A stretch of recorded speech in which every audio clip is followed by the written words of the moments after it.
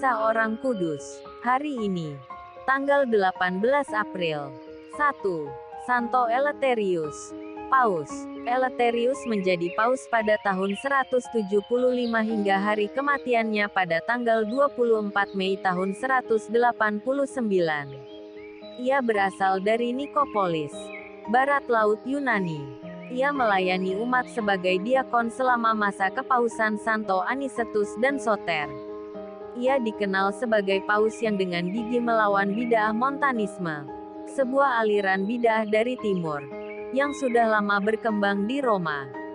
Beberapa sumber secara salah menyatakan bahwa Eleutherius menerima berbagai keyakinan Montanisme, dan terlambat mengambil tindakan tegas terhadap penganut aliran itu. Eleutherius juga mengeluarkan beberapa dekrit untuk melawan aliran Gnostisisme dan Marcionisme. Ia meninggal pada tanggal 24 Mei tahun 189 dan dikuburkan di Bukit Vatikan. 2. Beata Maria dari Inkarnasi. Pengaku iman. Kepribadian dan cara hidup Maria dari Inkarnasi membuktikan dengan jelas bahwa kesempurnaan hidup serani bisa juga dicapai oleh orang beriman di luar biara.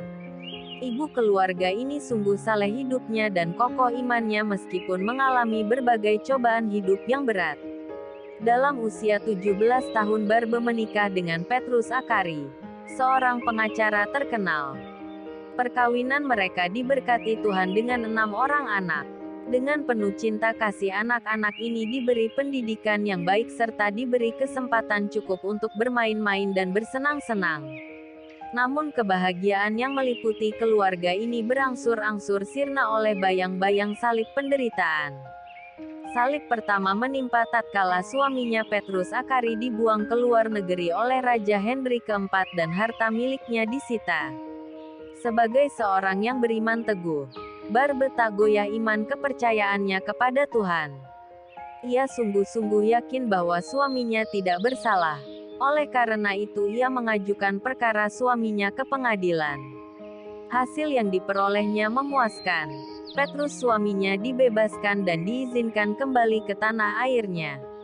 Sementara itu, Ibu Saleh ini gembira sekali melihat bahwa semua anaknya diberkati oleh Allah dengan iman yang kokoh dan dipanggil untuk menjalani hidup bakti kepada Tuhan di dalam biara, meskipun ia tidak pernah mendesak mereka ke jalan itu.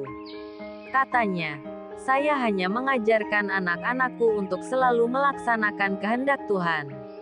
Panggilan Tuhan atas mereka itu semata-mata berasal dari Tuhan. Barbe banyak kali mengalami percobaan. Pernah ia jatuh dari punggung kuda sehingga tulang pahanya patah. Ia terpaksa dibedah. Tentulah ia sangat menderita.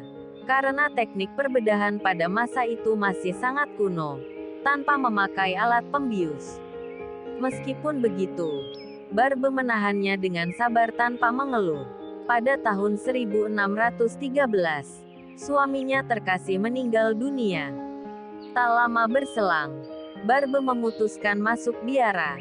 Ia kemudian masuk biara Karmelit sebagai suster aktif dan mendapat nama baru, Maria dari Inkarnasi. Ia menerima tugas menjadi ibu dapur untuk rekan-rekannya. Beata Maria dari Inkarnasi adalah seorang istri yang setia, tabah dalam semua kesulitan rumah tangga, penuh cinta kasih.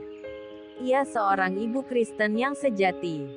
Pengalaman-pengalaman pahitnya sama sekali tidak mengurangi semangat kerja dan pelayanannya kepada sesama. Meskipun hidup di dunia ramai, namun ia banyak dianugerahi rahmat-rahmat mistik yang tinggi. Satu-satunya tujuan hidupnya ialah kemuliaan Allah dan kesejahteraan sesamanya. Katanya, dalam melakukan apa saja, arahkan dan pusatkanlah pandanganmu kepada Allah, serta siap sedialah menolong sesamamu tanpa mengecualikan siapapun juga. Maria dari Inkarnasi meninggal dunia pada tahun 1618. Santo Paus Eleutherius dan Beata Maria dari Inkarnasi, doakanlah kami. Kak Carla Channel.